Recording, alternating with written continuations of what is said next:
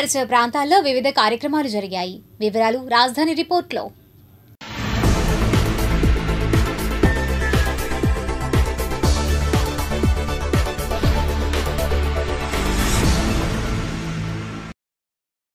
అనంతవరం గ్రామంలో CRDA commissioner Kannababu అధ్యక్షతన రాజధానికి భూమి ఇచ్చిన రైతుల సమస్యలను పరిష్కరించేందుకు గ్రామ సభ ఏర్పాటు చేశారు.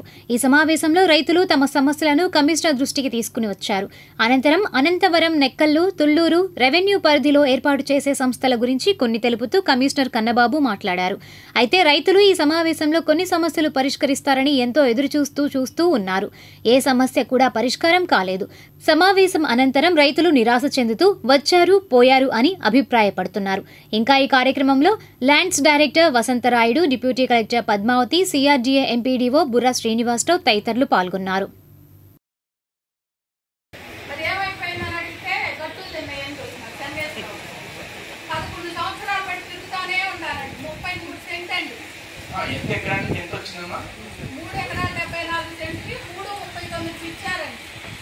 నేను తీసుకోలేదు, చెప్పొచ్చిందండి. తిరుగుతూనే ఉన్నానండి. నేను గుంటూరులో ఉంటా, ఇక్కడ మా అమ్మ నాన్న మొక్కలు అదేం పండించుకుంటా తింటా ఉంటారండి. కొంచెం కందకంలాగా ఉండండి, గేదెలు ఎడ్లు ఉండేవి మా నాన్నగారికి. అది పండించుకుంటా తింటా ఉండేవాళ్ళండి వాళ్ళు. మేమేం చేస్తాం, అక్కడి నుంచి రాలేక నాకు మొగసంత తోడు లేక, భర్త మంచోడు కాక, పిల్లలు మంచోళ్ళు కాక ఉండనాయం చూస్తున్నానండి. నేను సిఆర్డీ కాడికి పోతున్నానంటే నాకన్నా ముందు ఈ ఊరి నుంచి పోయిద్దండి. మీరు పలానా తాలూకా మనుషులా, మీరు ఎరా వెంకయ్యమ్మ గారా, మీకు రాదమ్మా పోయిందమ్మా మీద అంటారు. కోర్టులో వేసుకోవే అన్నారు. ఒక 5 సంవత్సరాలు పోయినా నిజమేనేమని కోర్టులో వేసాను సార్. నాకు చదువు లేదు. కోర్టులో వేసుకొని ఈ 5-6 ఏళ్ళు పెట్టి కోర్టు చుట్టూ తిరుగుతానే ఉంటాను. నేను కూర్చున్నాను కదండి, ఎవరు చెప్పరండి. ఎందుకంటే ఎవరు తింటే వాళ్ళే. సొల్యూషన్ లో కళ్యాణ్ గారు సమస్యలో భాగస్వామ్యం కాకూడదు. టీవీలో పేపర్లు చెప్పేది 10% జరిపి నేను ఆనందపడతాను. 90% వదిలి పోయినా పర్వాలేదు. ర్యాంక్ అంటారు ఎంత పైన చేయరు. అది కాకుండా ఇక్కడ రోడ్డు 17-18 నెంబర్ ఏదో ఉంది. ఆ రోడ్డుకు రైతులు ఎత్తానికి సిద్ధంగా ఉండాలి. అది రోజు నెల 3 సార్లు వస్తారు. వాళ్ళకి 1/2 సెంట్ అటు ఇటు క్రాసింగ్ ల్యాండ్ తీసుకోమంటారు. వాళ్ళు పొరకలు వాడట్లేదుగా. వాళ్ళకి ఒక 4 ఎక్కైతే గంటలో పరిష్కారం చేస్తారు. అట్టాడికి 10-11 ఏళ్ళ నుంచి పరిష్కారం చేయలేకపోతారు. సేమ్ కాడ ఉంటే ఉన్నాయండి, చేసుకోవచ్చు కదా. కొన్ని ఇవన్నీ తగులు పెంచుకెళ్తున్నారు ప్రతి గ్రామంలో కూడా. దానికి ఒకళ్ళు చూసి ఒకళ్ళు ఎవరు వాళ్ళే పని పాటలే మా పనులు లేవు. వెనక్కి ఇన్ని డబ్బులు లేవు మా దగ్గర. అప్పుడు ఊరికి 2-3 వాళ్ళు పెడుతున్నారు. ఇప్పుడు 100 మంది తయారయ్యాం, పెద్దనే చేయాలి. కానీ ముంగలో పాటల పని చేసి ఆనందపడతాయి. నాకేం ఇబ్బంది లేదు. ఏం చేయరు. బాగా అర్జెంటుగా గ్రామంలో రోడ్లు ఒకటి వేయాలి, తీసుకొచ్చి ఇండస్ట్రీలు పెట్టాలి. అప్పుడు అభివృద్ధి అయిన ఊరు. సిఆర్డీఏ భూముల్ని ఎవరికి తోచిన విధంగా వాళ్ళు ఆక్రమించుకొని మా గ్రామంలో అక్రమ గోశాల అనేది ఒకటి రన్ చేస్తున్నారు. మేము గోశాలకి వ్యతిరేకం కాదు, కానీ ఇప్పుడు మా ఊర్లో మేము ఎంతో పవిత్రంగా భావించే ఇప్పుడు మీరు దర్శించుకొని వచ్చిన వెంకటేశ్వర స్వామి కొండ చుట్టూ ఖండనం చేస్తున్నారు. చనిపోయిన ఆవుల్ని రోజుకి 1-2 చొప్పున చనిపోతున్నాయి. ఈ జేడీ గారు కూడా దాన్ని రిపోర్ట్ ఇచ్చారు. ఎందుకు చనిపోతున్నాయో కేవలం మేత నీరు లేకనే అవి చనిపోతున్నాయి అని చెప్పేసి జేడీ గారు కూడా రిపోర్ట్ ఇచ్చారు. ఆవులు వివిధ పోలీస్ స్టేషన్లో హైవే పైన పట్టుకున్న ఆవులు ఇక్కడ ఒక వ్యక్తి తీసుకొచ్చి నేను జాగ్రత్తగా చూసుకుంటానని చెప్పేసి పోలీసులు కమిట్మెంట్ ఇచ్చి ఇక్కడ తీసుకొచ్చి ఆ గోశాల అనేది రన్ చేస్తున్నారు. రన్ చేస్తూ అవి రోజుకి 2 యావరేజ్న చనిపోతున్నాయి. ప్రొక్లైన్ కూడా రెడీగానే ఉంటుంది, తీస్తారు, వేసేస్తారు. ఇప్పుడు మీరు ఘాట్ రోడ్ వెళ్ళారు, అదే కొంచెం ముందుకు వెళ్ళినట్టయితే ఓరీ సైడ్ మీకు దుర్వాసన అనేది కూడా మీకు వస్తూ ఉంటుంది. అర్థమైందో లేదో నేను క్లియర్గా చెబుతాను. మేము పొలాలు ఇచ్చేటప్పుడు ముందు మీరు పొలాలు ఇవ్వండి, తర్వాత మీ పిల్లలు కూడా ఫ్రీగానే చేస్తామన్నారు.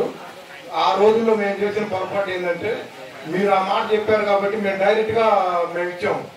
మీరు కనుక ఇట్లా మీరే చేయించుకోవాలి, తర్వాత మనం మీ పిల్లల్ని చేయించుకుంటే కాస్ట్ అయ్యింది అనుకున్నప్పుడు మేము మా పిల్లలకి అప్పుడు వాళ్ళ పేరు రాసేసి వాళ్ళ చేత టూరింగ్ ఇచ్చినట్టే వాళ్ళకి ఫ్రీ అయ్యేది, మాకు ఫ్రీ అయ్యేది. ఇప్పుడు సపోజ్ నాకు 2 పిల్లలండి, మా ముగ్గురు డివైడ్ చేసుకోవాలి కదా. ఇప్పుడు నేనేం చేశాను, మీరు తర్వాత కూడా ఫ్రీగానే చేపిస్తా ఉన్నారని నేను పూలింగ్లో ఇచ్చాము. ఇప్పుడు నేను చేయించుకొని నా పిల్లలకి చేయించాలనేసరికి ఒక్కొక్క ఎకరానికి వచ్చేసరికి దగ్గర 2 లక్షల రూపాయల దాకా ఖర్చు అవుతుందండి. ఇది మాకు తలకు మించిన భారం, ఓవర్ కాస్ట్ అవుతుంది. ఆ రోజున మాకు 2018లో మేము భూములు ఇచ్చేటప్పుడు బండల శ్రీనివాసరావు జాయింట్ కలెక్టర్ గారు వచ్చారు. ఆ రోజు ఏం చెప్పారంటే మేము పిల్లలకి చేసి మీకు ఇస్తామండి అని అంటే, కాదయ్యా ఇవ్వండి, మీరు ఓకే చెప్తే వాళ్ళు చేస్తామని చెప్పారు ఆ రోజు మాకు. ఈ రోజు మేము ఫ్లాట్లు వాళ్ళకి రిజిస్టర్ చెప్పాను పోతే సెలవండి, మీరు ఇచ్చారు కాబట్టి మీరు చేయించుకోండి, తర్వాత పిల్లలకి చేయండి అని చెప్పారు. అది మేము చేయించుకున్నాం.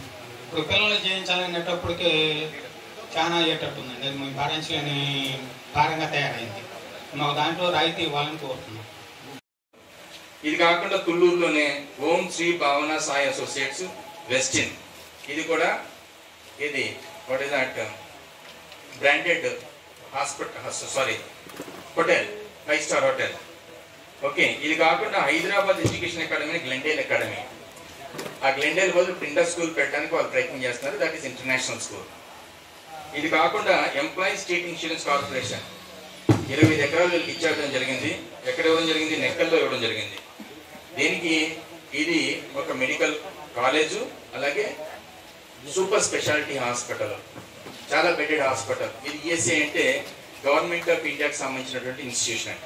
దీనికి సంబంధించి ఫైల్ గవర్నమెంట్ ఆఫ్ ఇండియా ఢిల్లీలో ఉంది, అది ఫాలోఅప్ చేస్తున్నాం. వాళ్ళైతే మట్టి సైట్ అలాట్ చేయడం జరిగింది. కన్స్ట్రక్షన్ స్టార్ట్ చేయడానికి కూడా ఇప్పుడు ఫాలోఅప్ చేస్తున్నాం. వీటిన్నిటికీ కూడా ల్యాండ్ అలాట్ చేయడమే కాదు, సీఎం గారు ఊరుకుంటా లేదు, ల్యాండ్ అలాట్ చేసి వదిలేస్తే ఊరుకునేది లేదు. కన్స్ట్రక్షన్ కూడా టేకప్ చేయడానికి మీరు ఫాలోఅప్ చేయడానికి ప్రతి ఒక్కరి దగ్గర టైం లైన్స్ తీసుకున్నాం. వాళ్ళు గవర్నమెంట్. ఇది కాకుండా Nandamuri Basavatharaka Ramarao memorial cancer foundation 21 acres ఇచ్చామండి.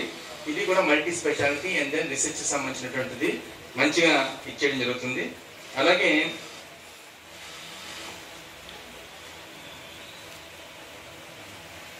ఇంకోటి యా, ఇది కాకుండా బేసికల్గా అనంతవరం అంటే మీడియా సిటీకి కేటాయించినటువంటిది. మీడియా సిటీ ఇంకా బ్రహ్మకుమారి ఇవన్నీ ఉన్నాయి. దానివల్ల ఎంప్లాయ్మెంట్ అనేది కాదు కానీ ఒక ఇన్స్టిట్యూషన్ అంటూ ఉంటుంది. ఇది కాకుండా మీడియా సిటీ, మీడియా సిటీ అనేటువంటిది ఇందా గూగుల్ చెప్పారు.